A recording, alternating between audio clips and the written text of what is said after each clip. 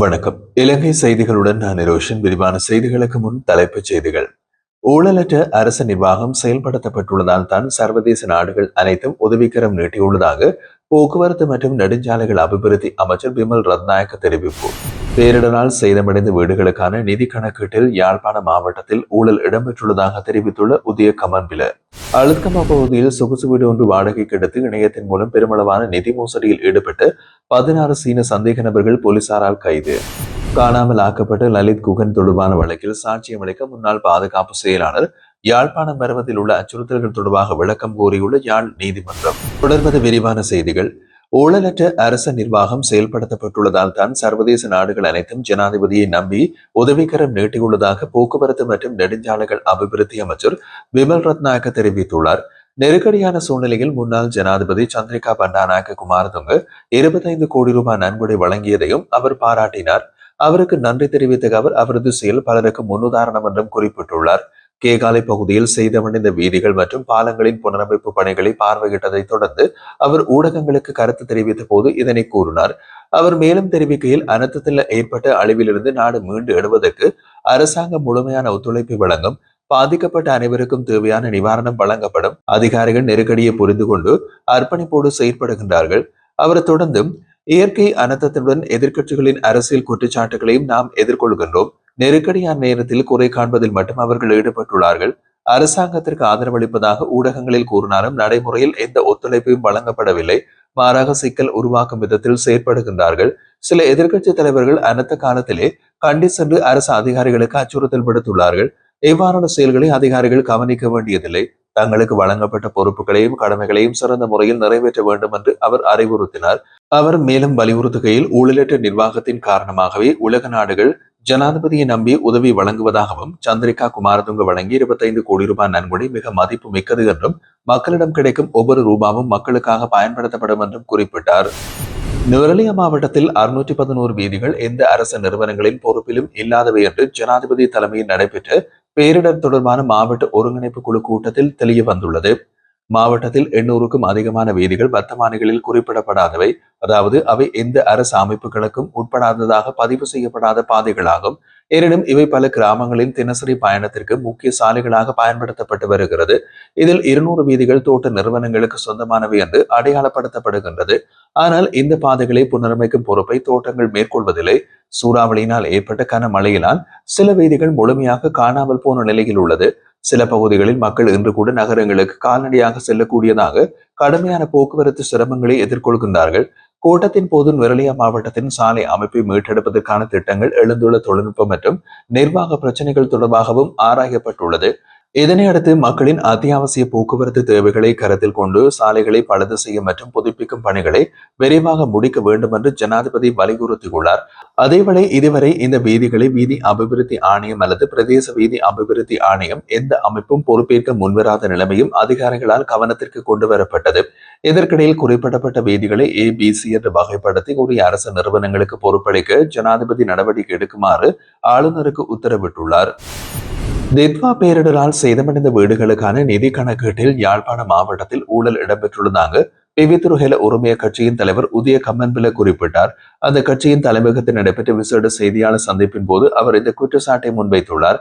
தொடர்ந்தும் அவர் கூறுகையில், குறித்த பேரிடரில் வழிவடைந்த வீடுகளுக்கு மேற்கொள்ளப்பட்ட மதிப்பீட்டின் அடிப்படையில் யாழ்ப்பாண மாவட்ட செயலாளரின் கையொப்பத்தோடு வெளியிடப்பட்ட அறிக்கையில் நெடுந்தீவு பிரதேசத்தில் மேற்கொள்ளப்பட்ட கணக்கெடுப்பில் கடுமையான குழப்பம் ஏற்பட்டுள்ளது. அறிக்கையில் நெடுந்தீவு பகுதியில் 1216 வீடுகள் அழிந்துள்ளதாகவும் இதற்காக 304 லட்சம் ரூபாய் தேவைப்படுவதாகவும் குறிப்பிடப்பட்டுள்ளது. ஆனால் 2025ஆம் ஆண்டு மக்கள் தொகை கணக்கெடுப்பின்படி அந்த பிரதேசத்தில் 893 வீடுகள் மட்டுமே உள்ளன. இந்த நிலையில் எவ்வாறு 1216 வீடுகள் அழிந்ததாக அறிக்கையில் குறிப்பிட முடியும்? இந்த ஆண்டின் தொடக்கத்தில் இருந்த வீடுகள் 893 என்று அதிகாரப்பூர்வமாக உள்ள நிலையில் டிசம்பர் மாதத்தில் அது 1216ஆக அதிகரித்தது எப்படி? நெடுந்தீவில் மக்கள் பொதுவாக தீவுகளை விட்டு நகரங்களுக்கு குடிபெயர்வதே நடைமுறையாகும் என்று அவர் கேள்வி எழுப்பினார். மேலும் அண்டை பிரதேசங்களில் கணக்கெடுப்புகளை ஒப்பீட்டாக முன்வைத்த அவர் வேலணை பிரதேசத்தில் 4379 வீடுகளில் 544 மட்டும் சேதமடைந்துள்ளதாகவும் காரைநகரில் 3527 வீடுகளில் 668 வீடுகள் அழிந்துள்ளதாகவும் நல்லூரில் மொத்தம் 18,614 வீடுகளில் 791 வீடுகள் சேதமடைந்துள்ளதாகவும் தெரிவித்தார். இவ்வாறான நிலையில் நெடுந்தீவு பிரதேசத்தில் வீடுகளின் எண்ணிக்கை திடீரென்று அதிகரித்தது சந்தேகத்தை அதிகரிக்கின்றது. அங்கு இருந்ததை விட அதிகமான வீடுகள் அழிந்துள்ளதாக இவ்வாறு குறிப்பிடப்பட்டுள்ளது. இந்த ஊழல் அரசாங்கத்தின் கவனத்திற்கு செல்லும் முன்பே நாங்களே கண்டுபிடித்துள்ளோம் என்றும் அவர் தெரிவித்தார். மேலும் இதனை ஜனாதிபதியின் கவனத்துக்கு கொண்டு செல்ல இருப்பதாகவும் உதய கம்மன்பில குறிப்பிட்டுள்ளார்.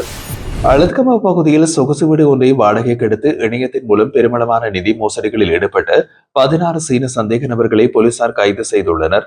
அழுத்கம போலீசாருக்கு கிடைத்த ரகசிய தகவலின் அடிப்படையில் இந்த சந்தேக நபர்கள் மடக்கி வைக்கப்பட்டுள்ளார்கள். கைது செய்யப்பட்டவர்களிடமிருந்து 20 ஆப்பிள் ஸ்மார்ட் போன்கள், 50 சிம் அட்டைகள், மடிக்கணினிகள் உள்ளிட்ட பல மின்னணு சாதனங்கள் போலீசாரால் கைப்பற்றப்பட்டது. இந்த குழுவினர் நீண்ட காலமாக அந்த வீட்டை வாடகைக்கு எடுத்து உலகம் முழுவதும் உள்ள பல நபர்களின் வங்கி கணக்குகளில் இருந்து ஆன்லைன் மூலம் பணம் மோசடி செய்தல், மக்களை ஏமாற்றுதல் மற்றும் பல்வேறு கணனி குற்ற செயல்களில் ஈடுபட்டிருந்ததாக விசாரணைகளில் தெரிய வருகிறது.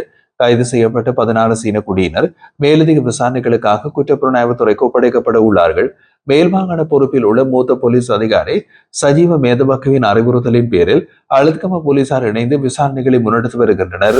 தித்வா சூறாவளியால் சேதமடைந்த வர்த்தகங்கள் மற்றும் சொத்துக்கள் தொடர்பான தகவல்கள் மற்றும் தரவுகளை சேகரிக்க தேசிய திட்டமிடல் திணைக்களம் புதிய திட்டம் ஒன்றை ஆரம்பித்துள்ளதாக நிதியமைச்சின் செயலாளர் ஹர்சன சூரியபெரும தெரிவித்துள்ளார். பிரதேச செயலகங்கள் மற்றும் தொடர்புடைய நிறுவனங்கள் இணைந்து தேவையான தரவுகளை பெறும் பணிகள் முன்னெடுக்கப்பட்டுள்ளதாகவும் சேதமடைந்த பகுதிகளுக்கு சென்று மிக துல்லியமான தகவல்களை சேகரிக்கும் நடவடிக்கை மேற்கொள்ளப்படும் என்றும் அவர் கூறினார். இந்த செயல்முறையை வேகப்படுத்த டிஜிட்டல் தொழில்நுட்பத்தின் மூலம் அறிக்கையிடும் முறைமை அறிமுகப்படுத்தப்பட உள்ளதாகவும் அதற்கான தகவல் கட்டமைப்பினை மிலேனியம் ஐடி இஎஸ்பி நிறுவனம் இலவசமாக உருவாக்கியுள்ளதோடு மைக்ரோசாப்ட் நிறுவனம் தொழில்நுட்ப ஆதரவு வழங்கியுள்ளதாகவும் செயலாளர் சூரியபெரும குறிப்பிட்டுள்ளார். ரீபில்டிங் ஸ்ரீலங்கா திட்டத்திற்காக பல நாடுகள் மேலும் பல சர்வதேச நிதி நிறுவனங்கள் நிதி மற்றும் பொருள் உதவிகளை வழங்கியுள்ளது என்றும் தொடர்ந்தும் உதவிகள் கிடைத்து வருவதாகவும் அவர் கூறினார்.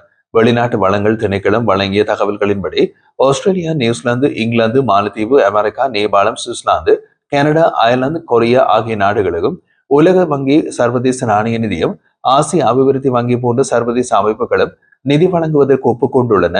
மேலும் பேரழிவு ஏற்பட்ட உடனே இந்தியா, பாகிஸ்தான் உள்ளிட்ட பல நாடுகள் விரைவாக பொருள் உதவிகளை அனுப்பியதோடு மாலத்தீவு, ஆஸ்திரேலியா, பங்களாதேஷ், ஐக்கிய அரபு ராஜ்யம், சுவிட்சர்லாந்து, கத்தார் போன்ற நாடுகளும் அனைத்து நிவாரணப் பொருட்களை அனுப்பியுள்ளதாக நிதியமைச்சின் செயலாளர் மேலும் குறிப்பிட்டார்.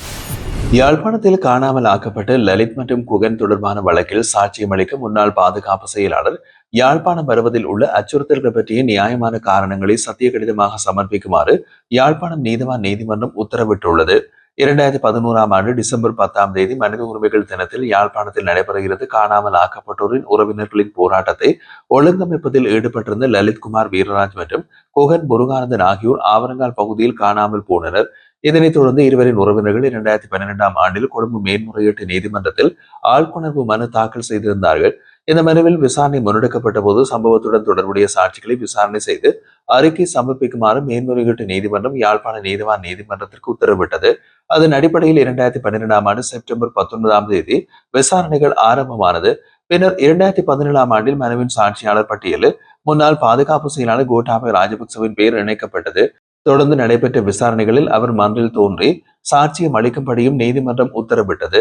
ஆனாலும் பாதுகாப்பு காரணங்களால் தம்மால் யாழ்ப்பாணம் வர முடியாது என்று கோட்டாபய ராஜபக்ச அறிவித்திருந்தார். இந்த நிலையில் புதன்கிழமை நடைபெற்ற விசாரணையின் போது கோட்டாபய ராஜபக்ச நேரில் அல்லாமல் காணொலி வாயிலாக சாட்சியம் அளிக்க அனுமதி கேட்டதாக அவரது சட்டத்தரணிகள் மன்றில் அறிவித்தனர். இதனையடுத்து அவர் யாழ்ப்பாணம் வருகை தருவதில் உள்ள பாதுகாப்பு அச்சுறுத்தல்கள் குறித்த விளக்கத்தை சத்திய கடிதமாக சமர்ப்பிக்க வேண்டும் என்று நீதிமன்றம் உத்தரவிட்டதோடு அடுத்த விசாரணைகள் எதிர்வரும் பிப்ரவரி 6ஆம் தேதிக்கு ஒத்திவைக்கப்பட்டுள்ளது.